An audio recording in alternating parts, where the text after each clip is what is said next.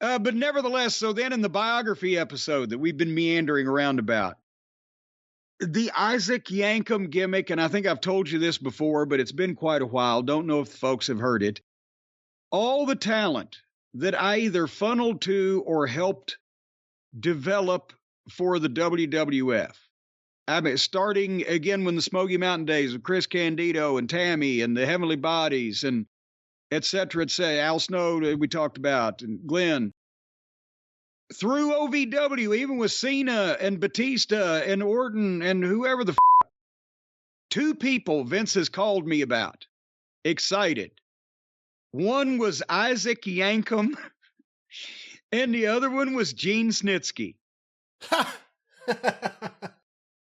And the Snitsky, real quick, I'm sitting in whatever year it was, is before I moved back to the castle, to 2003-ish, whatever. I'm sitting in my office at my house, and there the phone rings. Yes, the caller ID. It's Vince's number. What the fuck? I answer it. He's from the limo.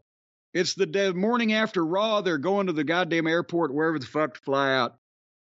And he said, "Pal, I just want to thank you for Snitsky."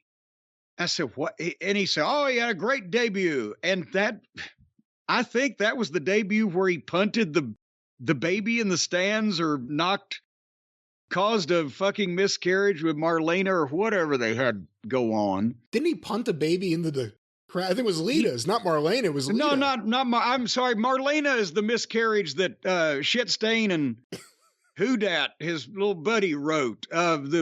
He killed a baby for Lita or whatever. I don't fucking know, but the point is, it was pretty fucking brutal.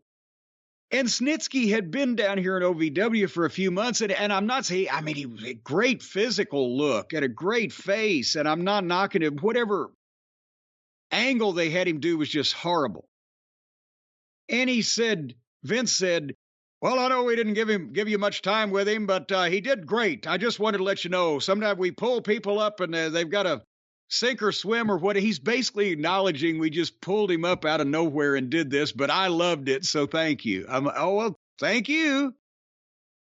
And the previous time had been I was still in Knoxville, obviously. And he called me one day. I'm in my office in my house in Knoxville. "You're going to love the vignettes, pal." I'm like, "What?" Because I knew they were bringing Glenn up, but they didn't share the whole concept. I think, as Glenn even said, he maybe heard about this the day he showed up there. But, "Oh, you're going to love the vignettes. He's Dr. Isaac Yankem, DMD." And my heart just sunk. And I'm, oh my God. And he thought you would like that. Well, he's still telling me, I mean, he couldn't see my heart sink on the phone. He may have heard a slight air escaping my lungs sound, but he said, "Oh, it's going to be great, pal." And he goes into the detail when he's selling something and he's really excited about it. He's got these teeth and they're all green and they're rotten and they're throttled and oh my God, it looks terrible. There's fungus growing out of his mouth. And he's going to have so-and-so in the chair, and he's talking about the chair with the drill, and he's doing the Vince thing, talking about all the things that they had. And he's going to be Lawler's dentist. And God damn it. If you were Vince's dentist, the next time he came in, would you be like, "Oh, by the way, before we get going, do we have a problem?"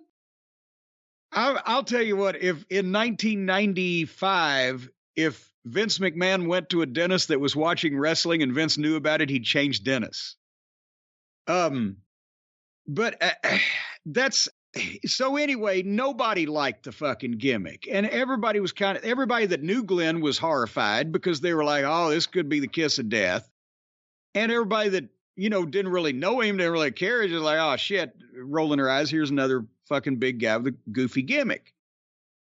And Lawler was able to get this, some steam out of it with the Kiss My Foots and the whole thing and integrating into the Bret Hart deal. But basically, the only thing it did for Glenn was get Bret to be on his side then, like this poor fucking guy with his horrible gimmick. But everybody started seeing that, yes, there's talent here, and this guy is just the gimmick.